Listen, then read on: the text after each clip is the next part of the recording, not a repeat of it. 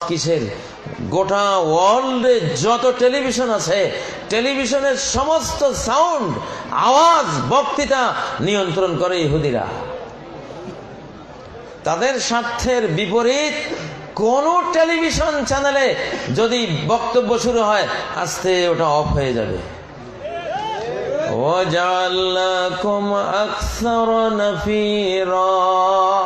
সারা বিশ্বব্যাপী যত Facebook, internet, যত ইলেকট্রনিক মিডিয়া, যত বক্তব্য, আওয়াজ, এর সবগুলো নফির, এই শব্দ, সাউন্ড ওদের হাতে। আল্লাহ তাআলা বলছেন, এক সময় আবাদ দেব তোমাদেরকে।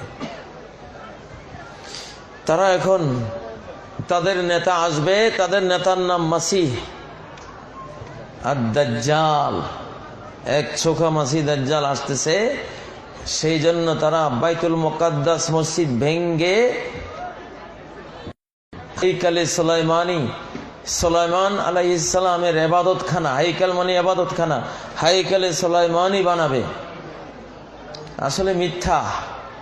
সুলাইমান আলাইহিস সালাম তো বাইতুল মুকাদ্দাসই তৈরি করেছিলেন। ওরা আসলে বানাবে দাজ্জালের সিংহাসন। এই জন্য বাইতুল মুকাদ্দাসের 4-5 খুঁড়ে ফেলছে। যেদিন বাইতুল মুকাদ্দাস ধসে পড়বে, সেদিন বিশ্ব বিপর্যয়ের স্টার্ট হবে।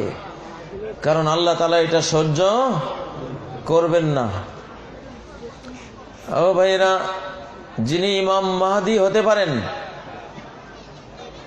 তার নাম হবে মুহাম্মদ, তার বাবার নাম হবে আব্দুল্লাহ, মায়ের নাম হবে আমিনা, তার গ্রামের নাম হবে কারআ। ইয়াখরুজুল মাহদী মিন ক্বরিয়া ইউকালু লাহা কারআ।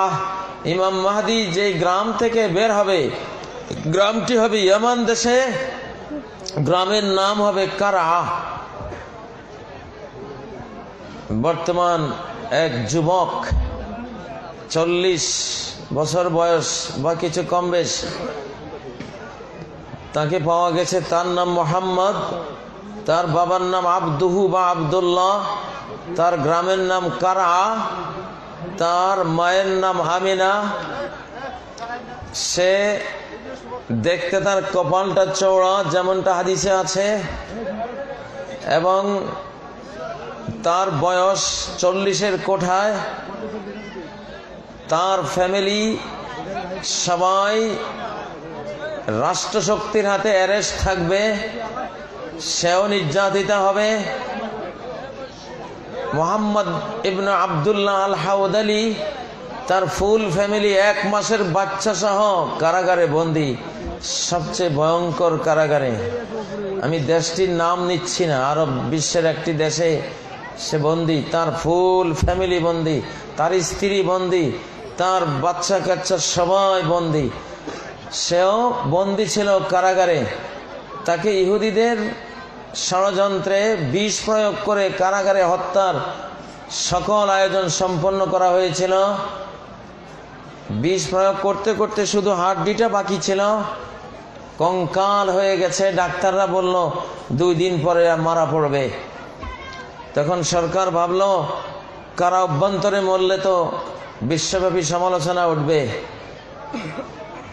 এই জন্য ডাক্তারদের পরামর্শে ছেড়ে দেওয়া হয়েছে। ছেড়ে দিল, কারাগারের বাইরে গিয়ে মারা যাক।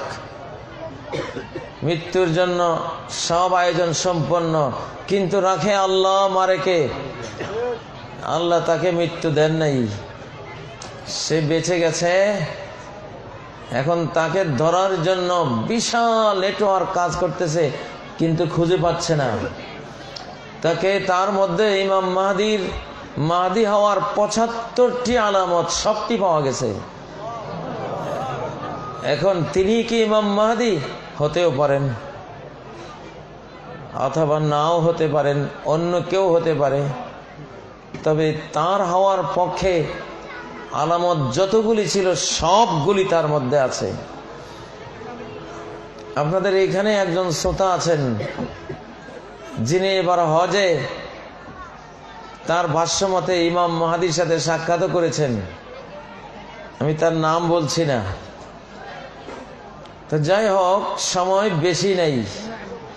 উমরান ও বাইতুল মুকদ্দিসে খরাব ও ইয়াসরিব, বাইতুল মুকদ্দাস মসজিদ যখন ইহুদিরা আবাদ করবে, দালান বিল্ডিং নির্মাণ শুরু করবে, ঠিক ওই মুহূর্তে মদিনা উজাড় হয়ে যাবে। মদিনায় চতুর্দিকে মদ, নারী, গান, বাদ্য বাজনা, অশালীন যত কিছু আছে সব মাথা ছাড়া দিয়ে উঠবে।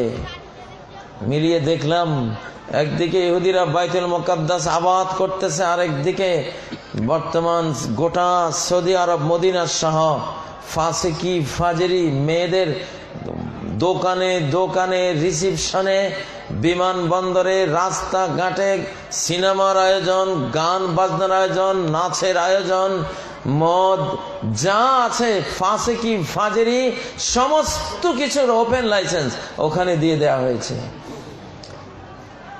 অতএব